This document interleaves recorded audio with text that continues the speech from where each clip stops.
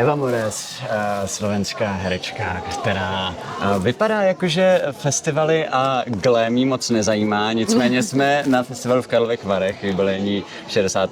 80. ročník a včera byla premiéra filmu Pramen. Ty máš zkušenost i samozřejmě s Locarnem a dalšími festivaly, ale je to něco, co... Zanechá to něco, když člověk stojí na tom velkém stage v tom termálu? Tak stála som na ňom tento rok už druhýkrát a som za to vďačná veľmi, za tieto príležitosti. Zanechá. Akože taký... neviem, bola som hrdá na to, že ten film mal premiéru tu. Rovnako som bola hrdá na to, že ten predtým film tu bol v special screenings minulý rok. A tak, taký pocit vďačnosti určitě. A mluvíme samozřejmě o filmu Nahoře nebe v dolině já, kde si hrála matku David se jmenoval? Hlavní postavy. Enrique se volal. Jo. Nicméně vy jste uvedli film Pramen, který vlastně je dost ojedinělej i v tom tématu, o kterém mluví, protože vlastně mi přišlo, že v žádný jiný film tady v Česku, po případě na Slovensku, vlastně jako z takového pohledu o té historii, o který pojednává, vlastně se ještě neobjevil. Vnímala si to už tehdy jako něco speciálního, když vlastně si věděla, že v tom budeš hrát? Vnímala som, tak ja som tieto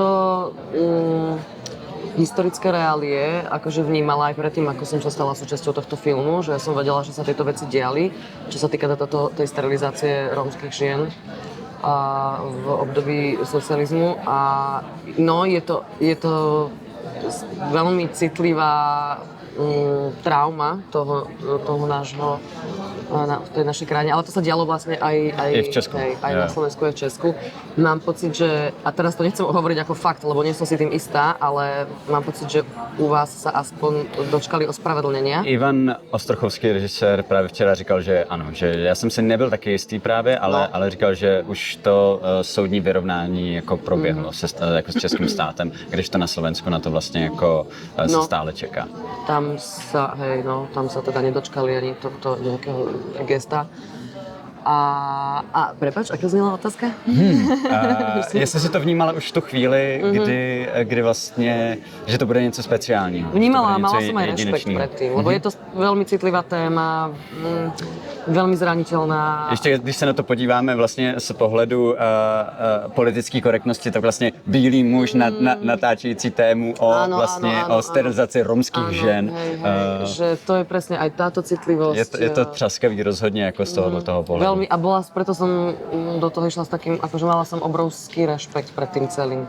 Aj pred tým, že poďme sa tu nerómovia zaoberať rómskou problematikou, že to je ozaj veľmi, to treba veľmi opatrne, je to veľmi citlivé a plus ja mám veľmi blízko, akože mimo teda mojej profesie, mimo toho, čím sa živím, toho herectva, tak úplne mimo tohto sveta mám nejaké veci v živote, ktorým sa venujem, v dôsledku ktorých som si akoby blízka s tou rómskou komunitou a aj to som tam niekde vzadu mala, že chcem akoby pristupovať k tomu citlivo, záleží mi na tom, akoby, že nepasovať sa do role nejakých, no vieš si asi mi predstaviť, že čo myslím.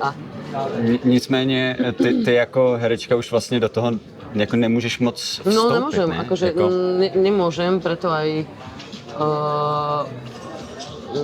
že kde je tá zodpovednosť potom? Preto to aj bolo pre mňa také citlivé, lebo to už je mimo moju zodpovednosť, áno, tieto akože obsadenie a podobne.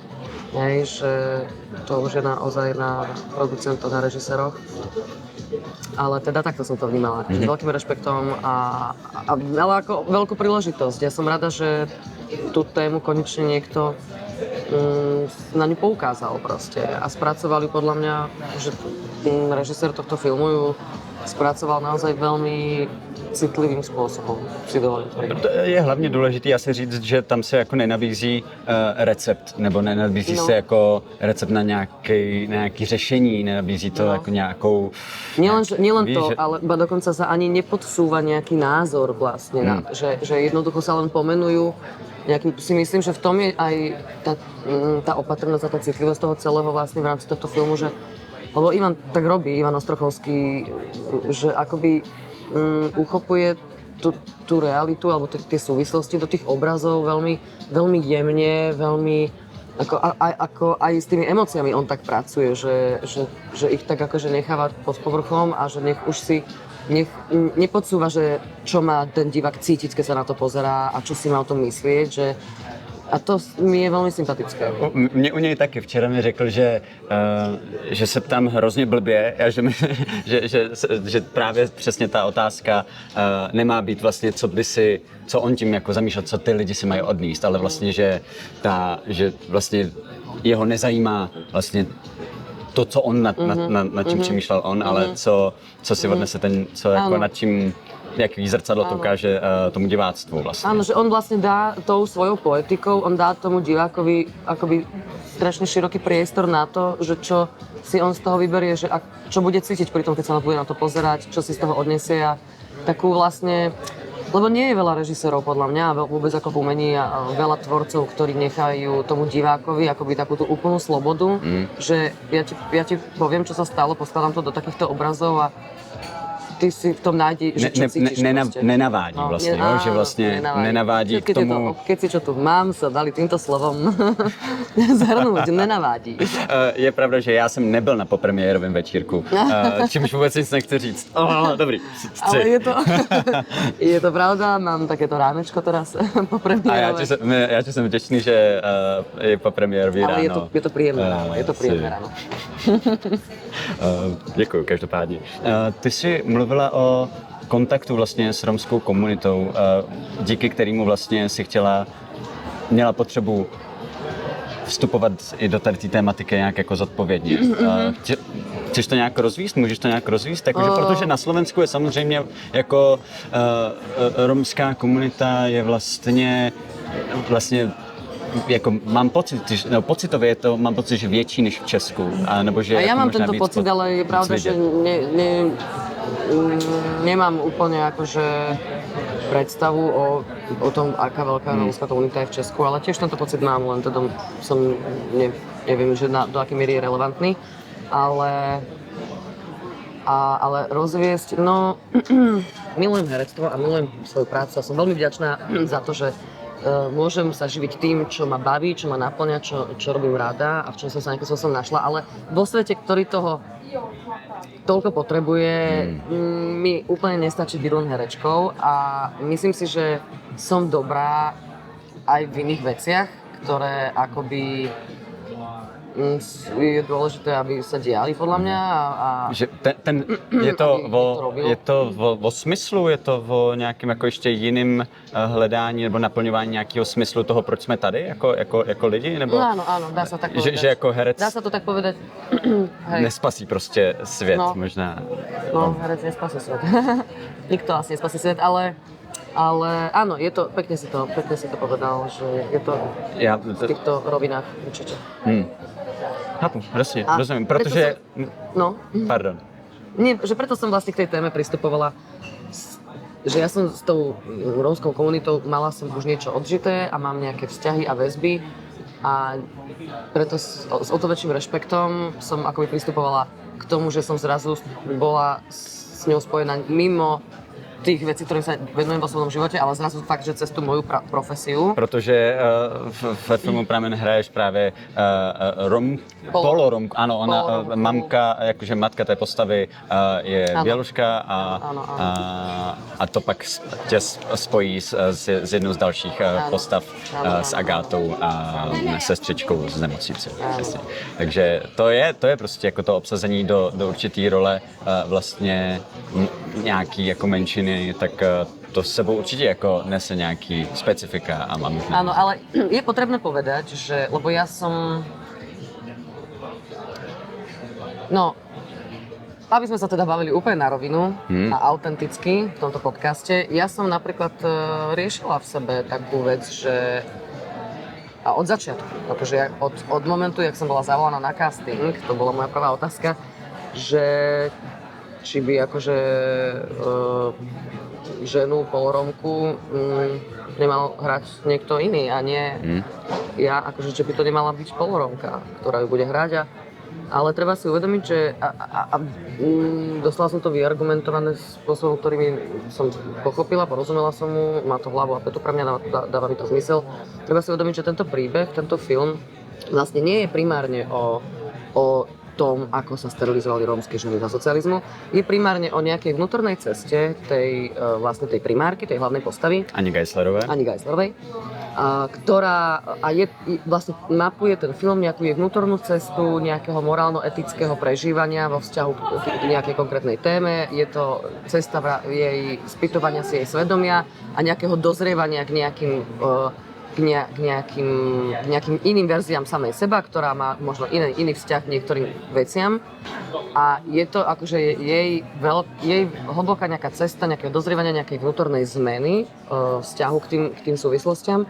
A je na pozadí, táto cesta jej vnútorná, hlboká sa deje na pozadí týchto historických udalostí.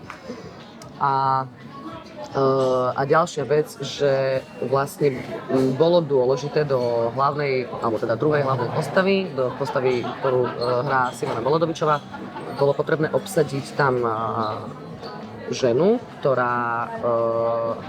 pri ktorej bude uveriteľné rovnako to, že je poloromka, ako to, že vôbec nie je poloromka, pretože tá jej postava vlastne súčasťou toho deja je skutočnosť, že ona to skrýva, že skrýva ten svoj pôvod, tají to pred tou primárkou, Aňou Geislerovou, tají to, akože je to niečo, čo...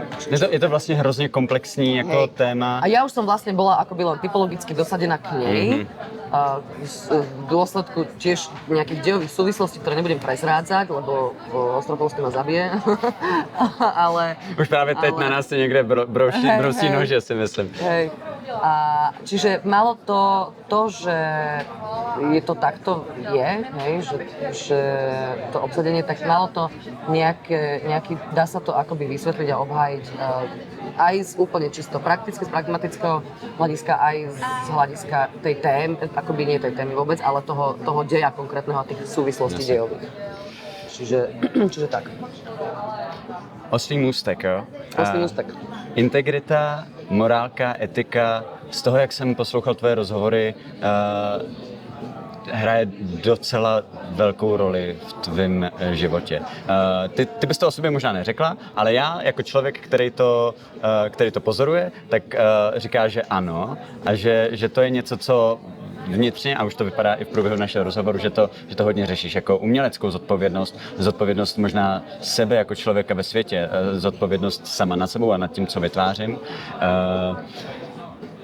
Někam jsem tím hrozně mířil s tímhletím. Je to něco, ano, je to něco, nad čím přemýšlíš vědomě? Je to jako vědomí, nebo je to podvědomá akce? A možná kde se to vzalo? Bylo to ve výchově, nebo už jako ve vzdělávání, nebo je to jako pelmel všech? Ja si myslím, že vedome, aby som teda odpovedala najskôr na otázku, je to niečo, čo si v sebe riešim vedome a neustále, čiže som aj dosť neustále vyčerpaná z toho, ale ja si myslím, že na nejakej podvedomej úrovni to vlastne všetci v sebe riešime, či už a na nejakej možno až aj niektorí ľudia ani nie na podvedomej, ale úplne nevedomej, že akoby tie vrstvy.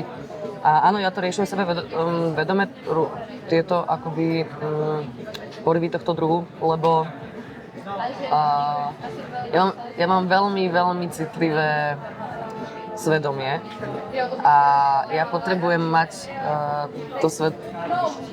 čisté svedomie za každých okolností voči sebe aj voči svetu, aby sa mi samej so sebou žilo dobre.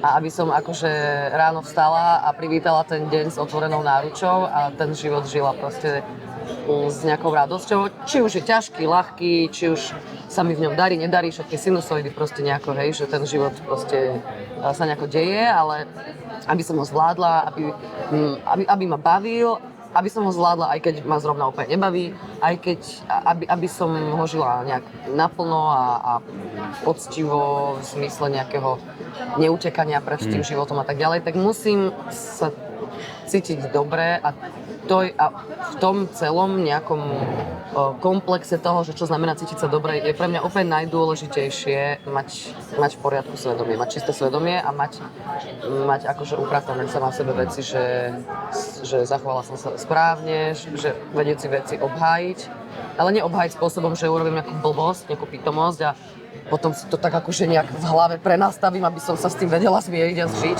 ale ako poctivo naozaj. A myslím, že to tak má. Ja neviem, ja sa tak domnievam, že to tak majú všetci, alebo skoro všetci, len nie každý o tom takto rozpráva, hej? Akože, alebo si to nie každý tak zvedomuje alebo uvedomuje. To musí být hrozně spojený jako s citlivostí, kterou si musela mít už od malička. Áno, a ty si úžasne vnímavý človek. To je napríklad taká asociácia. Hej, mala som to od malička, ale vlastne som chcela povedať, že to majú podľa mňa všetci, len nie každý si to teda takto zvedomuje a uvedomuje. Alebo neviem, či všetci vedia, nepoznám všetkých. Vlastne. No v ideálním světě by to měli všichni. V ideálním světě, o kterém ty mluvíš, si všichni dokážou zvědomit svoje svědomí a dokážou ho poslouchat. Ale pozor, nechcem vyznieť tak, že som nejaký dobrý človek, hej? Že ja snažím sa byť, veľmi sa snažím byť, lebo potrebujem akože sa o to snažiť, aby sa mi samé zo sebou žilo dobre, ale nie som lepší. Podľa mňa vôbec nie som lepší človek ako niekto, kto sa svojím svedomím vôbec nezaoberá. Jenom je to něco, co řešíš aktivně. Lebo len je to niečo, čo mi mapuje tú cestu tým životom. Co možná ten život dělá někdy trochu složitějším? Áno, rôzne úzkosti a proste panické ataky a výčitky svedomia a rôzne akože Samý dobrý veci spýtovanie proste. si neustále, zachovala som sa správne, dobre, ale proste, že nerobí to zo mňa lepšieho človeka, než akým by som bola, keby som si tieto Vůbec cestu jsem tam stále tím nemířil. Když by to zo mňa robilo lepšieho človeka, ale tak to nefunguje podľa mňa. Jo, chápu, no. Já mám pocit, že to se všechno promítá i vlastně do toho herectví. Že vlastně Ivan Strochovský včera říkal, že jsou filmy, které nás odebírají od reality a jsou filmy, které nás jako vrací do té reality a nějakým způsobem nad ní přemýšlíme. A mám pocit, že i v tom herectví jako, že si můžu vědomě vybrat, kterou stejně jako v životě, to je nějaké deep, ale jakože stejně jako v tom životě, že vlastně si můžeme aktivně vybrat, jestli si budeme odtrhávat od té reality, anebo jestli půjdeme dovnitř, do ní. Je to ten faktor toho osobního života, který tě vlastně jako, jak to vypadalo třeba na VŠMU? Bylo to něco, co si už řešila tam, tehdy? Nebo to bylo primárně o tom, jsem tady, abych se naučil nějaký skills pro to, abych tu profesi mohla vykonávat? No. Protože, ještě pardon, ty začínáš formulovat, protože ty jsi z tvé dětství, jako ty jsi mluvila o tom, že ses do divadla vydala z pozice divačky, z pozice jako někoho, kdo vyrůstal v obklopení divadlem. Jestli jsem to správně zjistil, tak tvůj otec píše divadelní hry? Môj biologický otec otec. Áno, on tiež vyštudoval vo ŠMU režiu a píše divadelné hry. On aj získal, tuším, 2-krát cenu Alfreda Radoka a občas teda má možnosť nejakú tú svoju hru vlastne aj zrežirovať. Čiže áno, on je akože nadšený divadelník. A môj vzťah vlastne k ja som sa stala akože herečkou z lásky k divadlu a tá láska k divadlu začala z pozície diváka najskôr. Že som vlastne akože milovala to divadlo. A byl to nějaký jako nějaký okamžik, který bys mohla vypíchnout? Bylo to prostě tady ta první návštěva divadla, tady to, kdy jsem viděla tú herečku nebo toho herce. Mám takú spomienku a to je akože veľmi, veľmi dávno. Neviem, či to bol prvý moment, alebo to najdôležitejší, ale bol taký, že som si ho zapamätala napriek tomu, že som bola veľmi maličká. Boli sme prajú nám tieto podmienky. Boli sme v divadle, moji rodičia, ešte vtedy som bola malička, ešte boli spolu, ja neviem, že som mala možno že 4 roky, hej. A zobrali ma do divadla, tuším to bolo, no to je jedno, proste išli sme do divadla a ja som sa tam nejako stratila. To, akože, boli sme na predstavení, ale neviem koľko som mala, že fakt, že som bola malička, že si pamätám, že veľmi malička. A boli sme na predstavení a skončilo predstavenie a pravdepodobne to bola nejaká premiéra, lebo tam potom boli nejaké rauty, tí ľudia tam ostali a medzi sebou sa tam nejako socializovali a rozprávali a tak ďalej. Že pamätám si ten pocit toho tej maličkej Evičky, ktorá akože bola úplne maličká Evička a pozerala sa akože, hej, milión tých dospelých okolo mňa, všetci každý s každým nejak akože interagoval niečo a ja som úplne zrazu strátila tých mojich rodičov a zostala som akoby sama v tom húfe všetkých tých ľudí, ale že, a ja som vlastne vyšla hore na javisko, že odtiaľ uvidím, kde sú tí moji rodičia. A pamätám si ten pocit, že a ja sa necítim úplne dobre, akože keď je veľa ľudí, že ja som taký vlastne introvertný, dosť senzitívny, hypersenzitívny človek, že som taká citlivá na všetky tie energie a že všetko zvládnem, ale akože najlepšie mi je asi samej so sebou a proste pamätám si, a to tak mám odjak živa, ale pamätám si vtedy, v ten večer, tá maličká Evička, že že som sa cítila OK, že OK, neviem, kde sú moji rodičia vôbec, je tu milión ľudí, ale v pohode. A vyšla som hore na to javisko, že pozriem sa, že ich uvidím a postavila som sa na to javisko a ja proste teraz budem úplne znieť proste pateticky, ale ja si proste strašne pamätám ten pocit, ako som sa postavila na to javisko, to bolo v Bábkovom divadle v Žiline, také drevené proste riadne javisko a jak som tam stála a som úplne, že ja tu chcem stáť a tu sa chcem spájať s tými ľuďmi, tak ako sa oni pred chvíľou spájali so mnou, že ja som to cítila a bolo to skutočné. Že niečo mi odovzdali, čo medzi nami vlastne kumulovalo a ja chcem byť tiež raz na tom opačnom brehu a vôbec som sa nebála, že stratila som sa, pamätám sa ten pocit, že som sa stratila, neviem, kde sú moji rodičia, som tu sama na tom javisku a je mi tak úplne dobre. A to bol jeden taký pocit, že som bola fakt malá a pamätám si ho, a teraz mám 33 rokov a pamätám si ho. Potom aj našli moji rodičia a niečo, ale no, toto si pamätám, takúto spomienku. Rannú spomienku z ranného detstva. Ale inak bolo veľa tých určujúcich, akože determinujúcich pointov. Jasne. Ale tam se zrodilo to zrno té postavy za Stanislavským prostě, jasně. Ano, ano. Mě zaujalo, a to mi přijde vlastně skvělý, že ty jsi mluvila o tom, že vlastně se nechodíš moc často dívat na kopr, na kontrolní průjezd, na prostě k obrazovce a že se nedíváš na své herectvo. Vůbec, nie, že velmi často, no, vůbec, no. Ale z důvodu, že pokud bys to začala dělat, takže máš obavu z toho, že by se podvědomě snažila vypadat hezky. A že to je, ty jsi přímo řekla, že to je jako, že to zabraňuje nějakým autentickým jako živému prožívání. Je to spojený s nějakým přijímáním jako sebe sama a nějaký jedinečnosti sebe sama a nenapasování?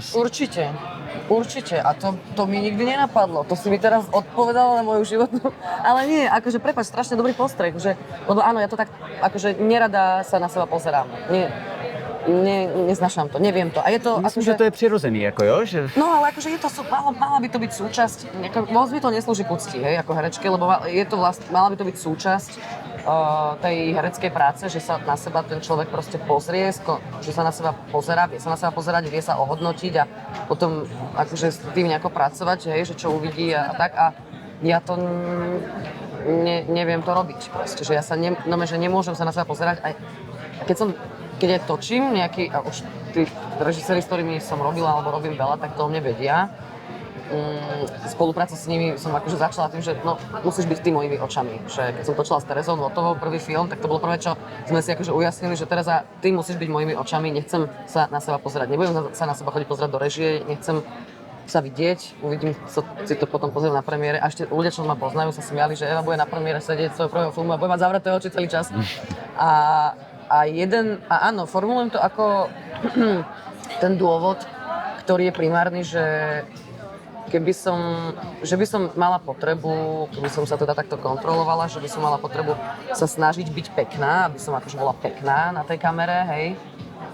A to by, áno, bolo by to na úkor tej autenticity, toho hereckého prejavu a tej prírodzenosti a toho, čo vie akože tam vyliesť zo mňa alebo z tej situácie, keď je to proste prírodzené. A určite, keby sme išli hlbšie do týchto mojich akože nejakých postov a tendencií, tak by sme podľa mňa prišli k nejakému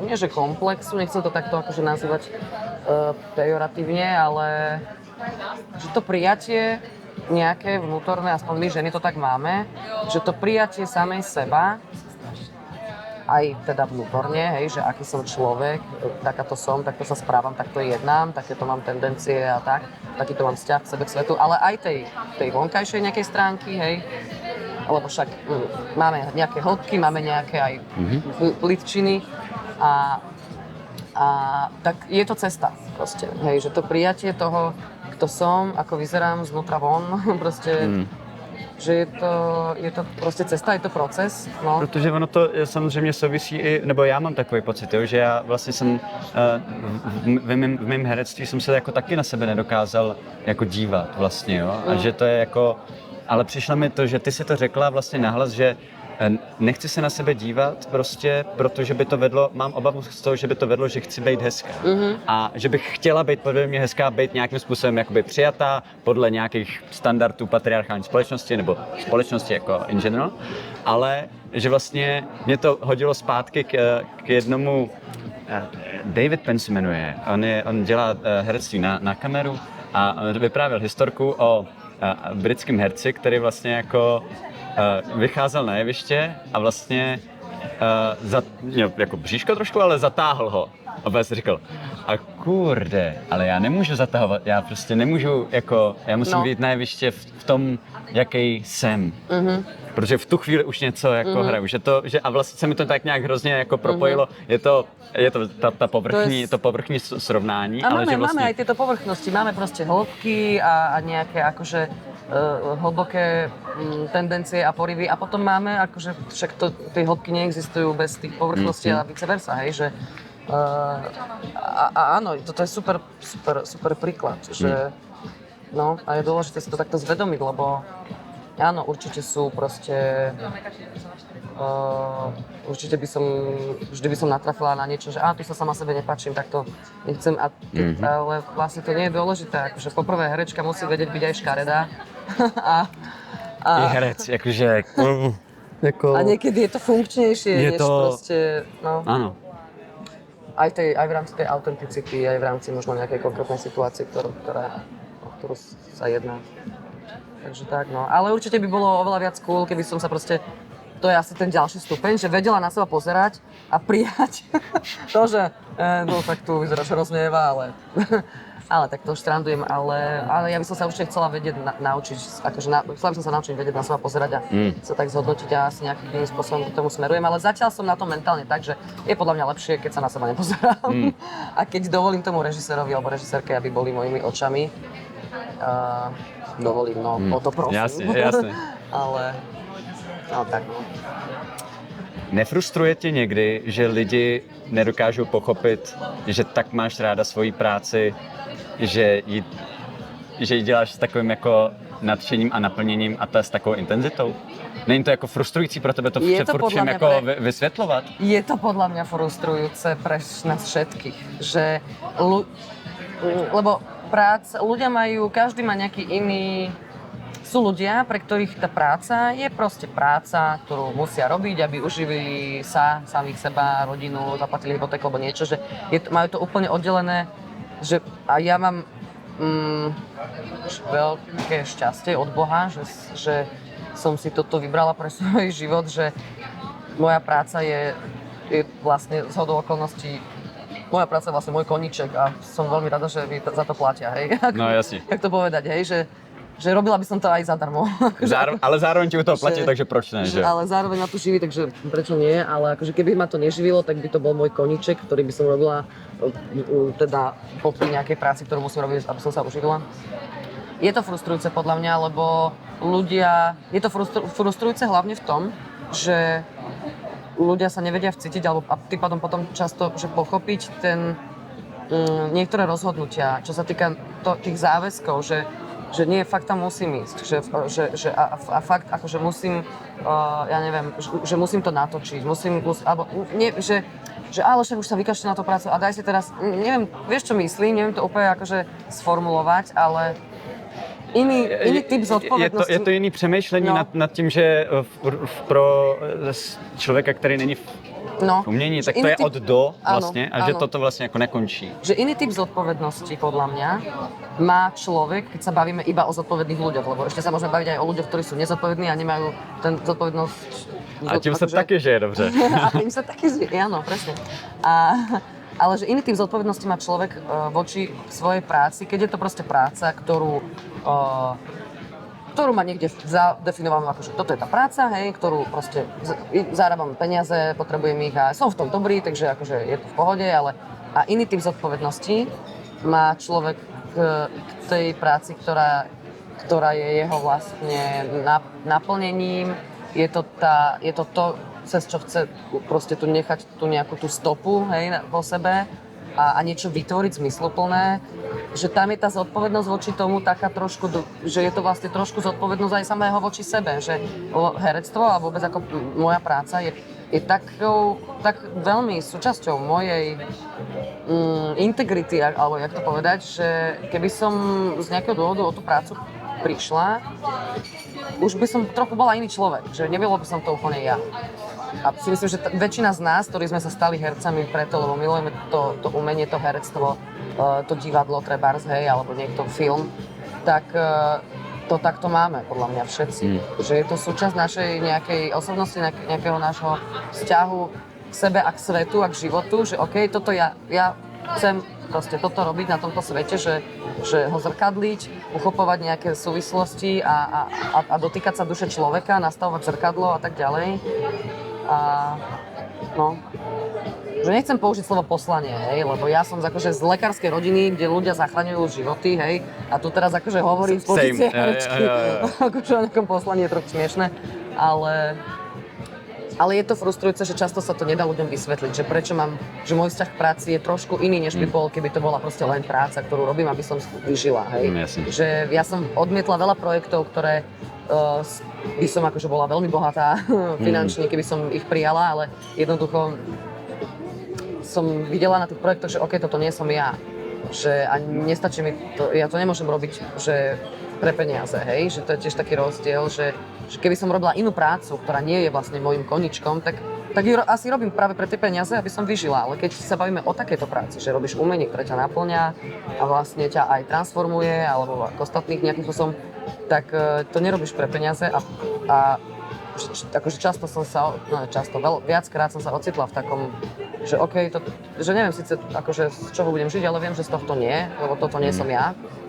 Tento projekt proste, ďakujem, neprosím si. A aj to je často, že ľudia nepochopia. Aj s tým som sa stretla, hej, že odmietla som nejaké projekty a stretla som sa s tým, že čo ti šíbe, však to je tvoja práca, no tak dobre, nie je to úplne tvoja šľaka kávy, ale však budeš mať veľa peniazí, neviem čo, ale ten vzťah k tej mojej práci a k tomu, alebo aj tvoj, si myslím, že to máš rovnako, že OK, to moje portfólio, túto vec tam nepotrebuje, nechcem ju tam mať, že je ten vzťah proste iný, no.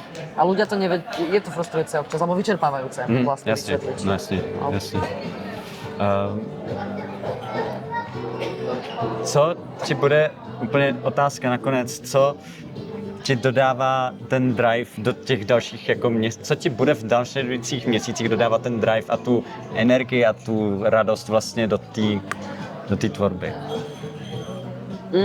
Do tej tvorby? A do tvýho života možná. No. Aj do života, no. Ja som mala teraz v poslednej dlhej dobe veľmi veľa roboty a tak som, akože podľa mňa idem teraz, akože čakajú ma nejaké nové projekty, hej, pracovné, na ktoré sa teším. Veľmi sa teším akože aj no vôbec na tie na tie projekty pracovné, na tie nejaké nové príležitosti. Teším sa na to a som na to zvedavá. Ale aj sú aj nejaké veci, ktoré ako by som opäť musím povedať, že nejakým spôsobom ukončila, hej, nejaké pracovné, nejakú cestu možno, na ktorej som nejako dorastla alebo dozrela do Evy, ktorá si vlastne uvedomila, že OK, tohto som si zabrala všetko, čo som mohla, idem ďalej, že je čas odísť. A dosť veľa vecí v mojom, aj vlastne v tom profesnom živote, aj v tom osobnom, teraz akože tak ukončujem a sa s nimi tak akože s láskou lúčim a budem mať veľa takého priestoru, nielen akože v živote, ale aj tak sama v sebe, sa mi tak akože vyčistí priestor a na to sa tiež strašne teším, že čo mi ten vyčistený priestor ukáže, čo z neho viem potom vytvoriť. Vzrušující. A je to, hej, a na to sa teším, že mám pocit, že tá tvorba, ktorá ma čaká, že bude jej menej a tým pádom jej bude trochu viac. Je to paradoxné, ale na to sa teším, no. Super. Takže tak. Skvělý, tak nevím, inshallah se říká prostě, ať se to stane. Díky, že jsi zvládla tuhleto prostředí s milionem lidí, kde tady furt někdo chodí. Díky, že vy jste to zvládli, díky, že tady už nás začínají vyhánět prostě s hudbou. Díky moc, díky. Poďakovanie na mojej strane, bolo to veľmi príjemné ráno. Tak jo, díky. Ďakujem.